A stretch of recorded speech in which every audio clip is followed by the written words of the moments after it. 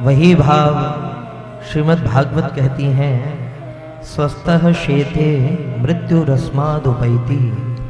जो व्यक्ति, बड़ी समझने योग्य बात है, कर्म निष्ठा से करना चाहिए, मनोयोग से कर्म करना चाहिए, लेकिन कर्म करने के साथ साथ अपने जीवन की बागडोर श्याम सुंदर के हाथ में दे दो।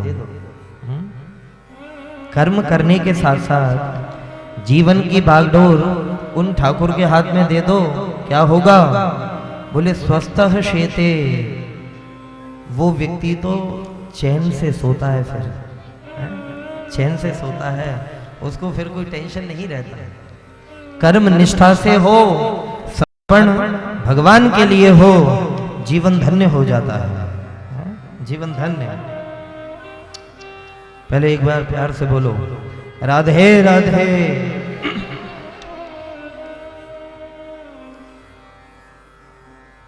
एक दिन की आपको चर्चा सुनाऊं। श्रीधाम वृंदावन में एक बार गोस्वामी तुलसीदास जी पधारे। बड़ी प्यारी बात हम सभी के लिए।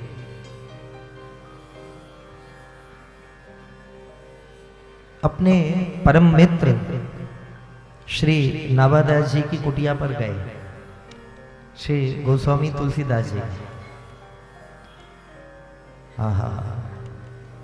नाभादास जी की कुटिया पर जैसे ही श्रीमद् गोस्वामी पाद पहुंचे तो नाभादास जी थे नहीं वहां पर। नाभादास जी थे नहीं, कहीं गए होंगे किसी कार्य से। दोपहरी का समय था, तुलसीदास जी को लगा के मानो मधुकरी करने के लिए गए होंगे, भिक्षा के लिए गए होंगे। दोपहरी बढ़िया पढ़ रहे थे, चटाई दिख गई उनको, आसन दिख गया, तो वो आसन लिया और जमीन पर डाल करके दुपट्टा तान के गोस्वामी जी सो गए। सो गए, आंख लगी, थोड़ी देर बाद श्री नाभादास जी आ गए कुटिया में। नाभादास जी बड़े चक्कर में पड़ गए, बोले भाई हमारी कुटिया में हमारी इजाजत के बिना ये कौन सो रहा है? बिना पूछे कौन आकर के सो गया? चलो कोई थका हुआ होगा, कोई बात नहीं, लेकिन देखें तो सही कि कौन सो रहा है। चद्दर मुंह से हटा करके जैसे देखी तो वो तो परम मित्र गोस्वामी तुलसीदास जी थे। मित्रता ये होती है, दो प्रकार के मित्र होते हैं भले। एक तो वो जो बिछड़ने पर कष्ट देते हैं, दूसरे वो जो मिलने पर कष्ट देते हैं। समझो बात को, दो प्रकार के मित्र होते हैं। बिछुरत एक प्राण हरि लेहि, और मिलत एक दारुण दुख देहि। अब हमें फैसला करना है कि हम लोग जब मित्र बनते हैं तो किस श्रेणी के बनते हैं, किस श्रेणी के? मिलने पर कष्ट देने वाले बनते हैं कि बिछड़ने पर कष्ट देने वाले बनते हैं? लोग कहते हैं ना कि वो गया तो सही लेकिन दिल ले गया, हमारा मन ले गया। आहा। और एक मित्र वो जब मिले तो देखते ही मन काला पड़ गया, अरे राम राम राम ये फिर से आ गया। ये दो प्रकार के मित्र हैं। तो यहाँ श्रीमद् गोस्वामी पाद को जैसे ही श्री नाभादास जी ने देखा, मन प्रसन्न हो गया। आहा हा हा। एक भक्त को जैसे ही दूसरे भक्त ने देखा, गदगद हो गए, अरे भैया ये तो हमारे परम मित्र श्री गोस्वामी तुलसीदास जी हैं। आहा, ये तो तुलसीदास जी हैं हमारे परम मित्र। इतने प्रफुल्लित हुए कि थोड़ी सी हंसी की आवाज जैसे ही श्रीमद् गोस्वामी पाद ने सुनी, नेत्र खोले, नींद खुल गई और आंख खोल करके देखा, अरे वाह नाभादास जी आप आ गए। दोनों मित्र खड़े हुए, गले से लग गए। दोनों मित्र गले से लगे, हो मुस्कुराहट दोनों के चेहरे पर आ गई। इतने में श्री नाभादास जी ने व्यंग करते हुए कह दिया, नाभादास जी ने श्री गोस्वामी तुलसीदास जी से व्यंग्य करते हुए कहा, अरे तुलसीदास जी, हाँ भैया, ओ ये क्या कर रहे हो आप? क्या मतलब? बोले संत भी कभी सोते हैं क्या? संत सोने के लिए नहीं, संत तो जगाने के लिए आते हैं। और आप खुद पड़े पड़े सो रहे हो। आप किसी को क्या खाक जगाओगे? विनोद करते हुए, मजाक करते हुए कहा, गोसाई जी, जब आप खुद सोओगे तो लोगों को जगाओगे कहां से? कहां से जगाओगे? तो श्री गोस्वामी तुलसीदास जी ने कहा, बोले भैया, वो जागने और जगाने वाले तो संत और ही होते हैं, हम तो सोने वालों में से हैं। हम तो सोने वालों में से हैं, जागने वाले तो और ही होते हैं। नाभादास जी ने कहा, क्या मतलब? जागने वाले कौन कौन होते हैं? अगर आप सोने वाले हो तो जागने वाले फिर कौन हैं? तब गोस्वामी तुलसीदास जी कहते हैं, कौन कौन जागता है? आहा, क्या बात है। जागे जोगी। नाभादास जी, जोगी जागता है योग करने के लिए, साधना करने के लिए। जेहि विधि जामिनी जागे हैं जोगी, परमारथी प्रपंच वियोगी।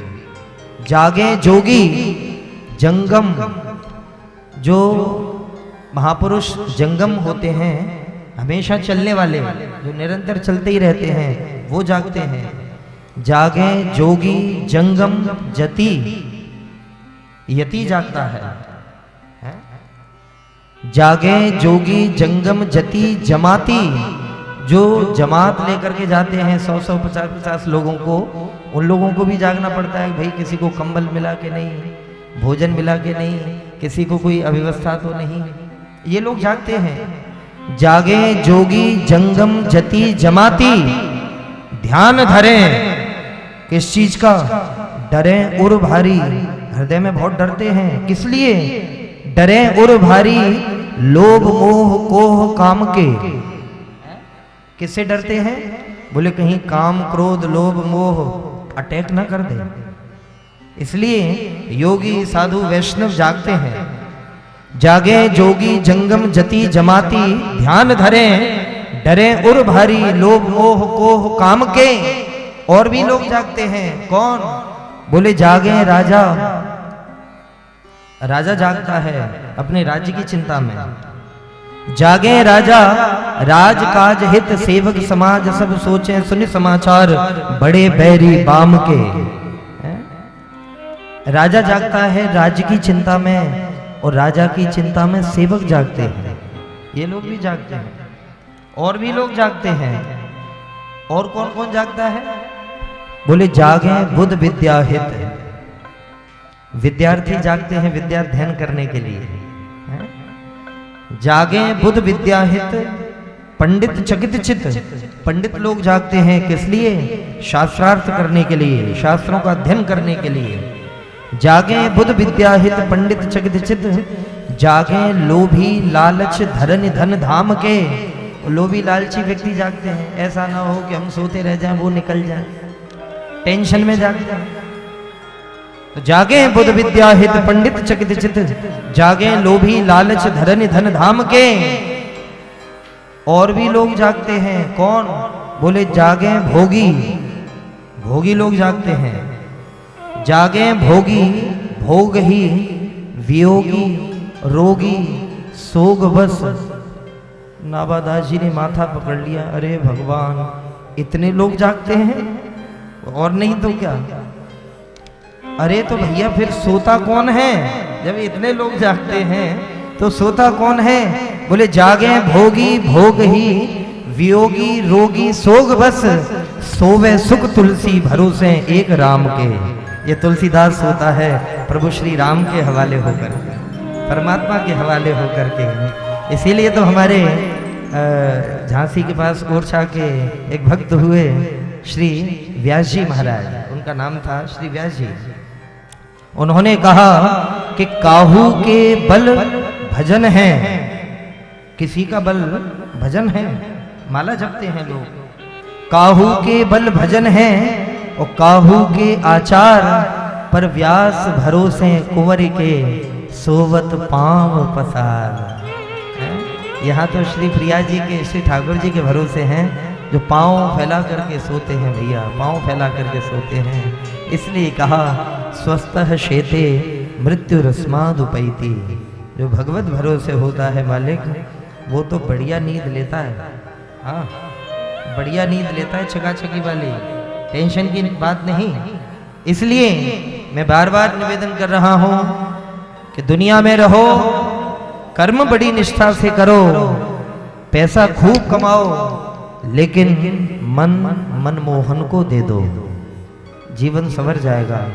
नहीं तो मालिक गोते खाते रहोगे, गोते खाते रहोगे। क्यों? क्योंकि हर व्यक्ति जानता है, मुझसे ज्यादा ज्ञानी बैठे हुए हैं सब लोग यहाँ पर। हाँ, हर व्यक्ति जानता है कि कभी किसी के साथ कुछ नहीं जाता।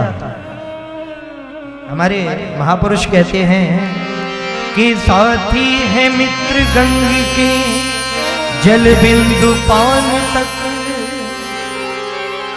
जितने दोस्त यार होते हैं वो कब तक के साथी हैं? साथी है मित्र गंग के जल बिंदु पान तक।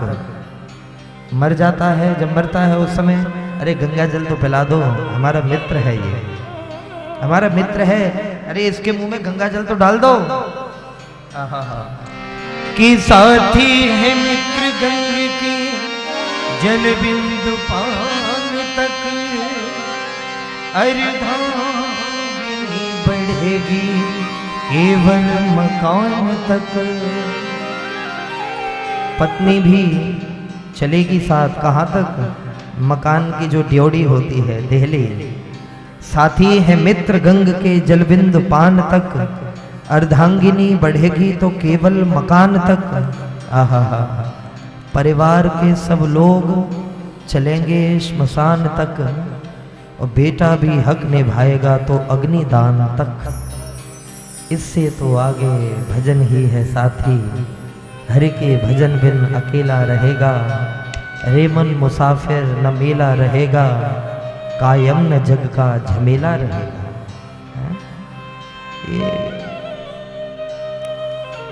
राधे राधे, ये बात दिमाग में बैठ जाए, दिमाग में बैठ जाए। सुनते तो हम सभी हैं, कहते तो हम सभी हैं, लेकिन ये बात यहाँ बैठ जाए, जीवन धन्य हो जाएगा। इसलिए मैं बड़ी एक प्यारी बात आपसे कहूं कि जिसका प्रारब्ध जैसा जहां से, वैसे परिणाम मिलते वहां से। क्या? जिसका प्रारब्ध जैसा जहां से, वैसे परिणाम मिलते वहां से। मीठे फल अब लगेंगे कहां से?